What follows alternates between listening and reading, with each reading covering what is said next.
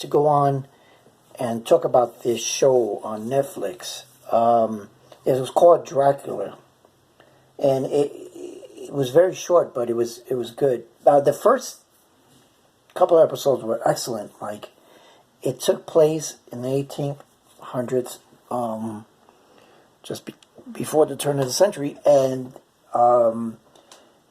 the action, that was happening was really, really surprising. It was really good. It's by the BBC,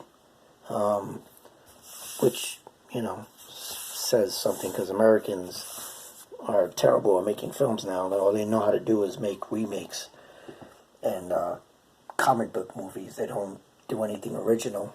Joker was the only, but that's kind of like a remake also. I mean, it's kind of a spin-off, so it's not really original. But anyway, so Dracula ends up drowning. I don't want to tell you the whole thing. Anyway, he wakes up and he's in modern times. He walks into somebody's house and he's like, "Are you wealthy?" And believe me, this house and the person that lived in it obviously looked like they were struggling. But he was from before the turn of the century, and he wakes up in 21st century, and he looks around the house, and he's like, "Are you wealthy? I mean, where are your servants?" Because that's what it says about our culture today. That we have an excess of stuff, crap. We just live, we feel fulfillment by buying stuff and living places that we can't afford, and then we blame it on everyone else why we can't afford more crap that we don't need. Anyway, that's our society today. But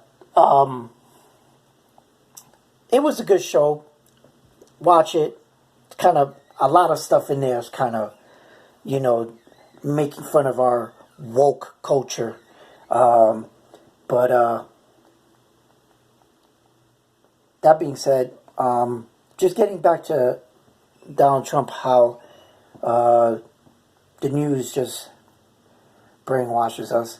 And it's unfortunate that there are so many people, I would say about a good 49% of our walking around population here in the United States that listen to the media and actually nod their head in confirmation, because I've seen them with my own eyes at the airports and then at the, at places like hotels and things like that. When you walk in the lobby and they have CNN on, I watch people just staring at there and go, yeah, like really, like like their brain waves are like just being sucked to that TV, and the TV's just sending them subliminal messages that they're just like understanding. And it's crazy. If you don't turn off your devices, if you don't turn off your TVs, and don't buy those crappy newspapers, just read books. Get in touch with your own feelings. That's the real thing. Instead of having and this is another thing. People always talk about diversity, but when you actually look at a group of people, they're not very diverse. Because if you're a leftist, you have all leftist friends. That's not diversity. I mean, it doesn't matter if they're gay, straight, trans, black, white, Indian, no matter what culture. If you all think the same, then you're not diverse. That's just, there's no diversity in that. I mean, so that's what's amazing, is that people talk about diversity, but they don't really want it. They don't really want the diversity. They don't really want people that challenge them. They want to be accepted, and they want to be patted on the back and told, and they want their awards. And they want to be told how great they are. They don't want people to tell them, the truth.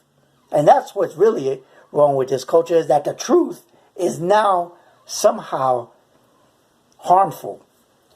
And it's all the media, Hollywood, the music we listen to. And so, where do we go from here?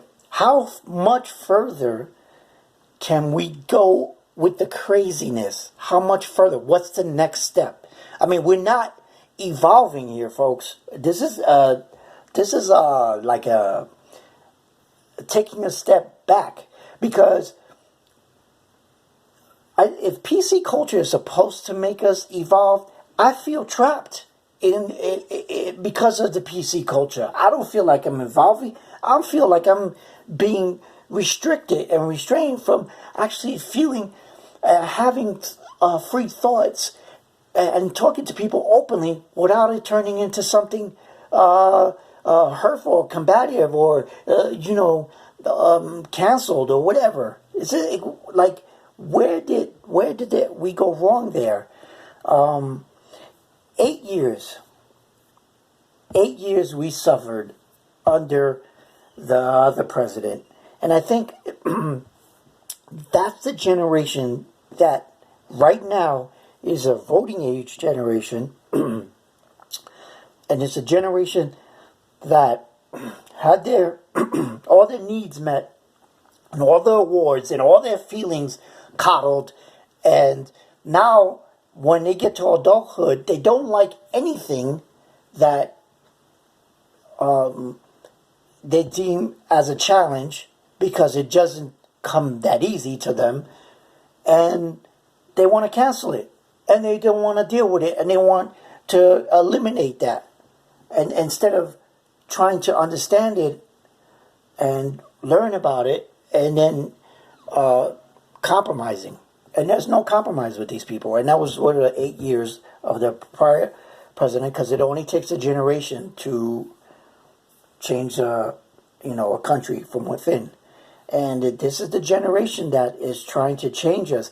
Now they're meeting resistance from the older generation that's still trying to hold on to traditional American values.